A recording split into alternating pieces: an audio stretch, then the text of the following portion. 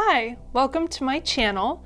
My name is Amanda or Mandy, and this is Faewood Mead. So a little bit about me. I am a new brewer. I have next to no experience. I started in December 10th to be exact. That is the date of my first mead that I have made. Though I did grow up in a homebrew family. My father actually owned a homebrew store when we lived in South Dakota for a couple of years. My father ended up with some back issues, and he basically just got to the point where he didn't feel like he could brew anymore and ended up giving me all of his homebrew gear. So this is something that I've wanted to do for a very long time, but only just recently felt like I was able to. I really had no idea what to expect, what kind of equipment that I would need. And it's kind of funny because I inherited a 5-gallon carboy, 2 6-gallon, and a 7-gallon.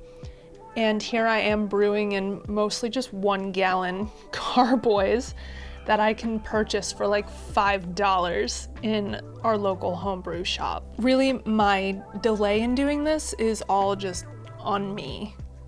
This is something that I would have done years ago had I known that it was as easy as it is and as cheap as it is. A question that you may be asking yourselves is, what is mead? What makes a mead?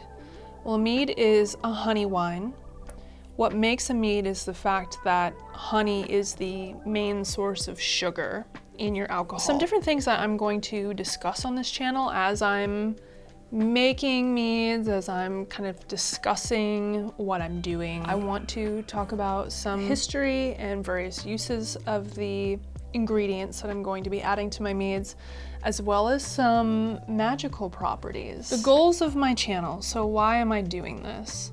I want to connect with other people. Don't know anyone else personally who brews except for my parents, and they don't really do much of that anymore. And I just think it would be a really cool way to grow, learn. So I hope that you decide to subscribe and to come along with me on this journey and learn with me. And for those of you who are experienced brewers, help me learn as well.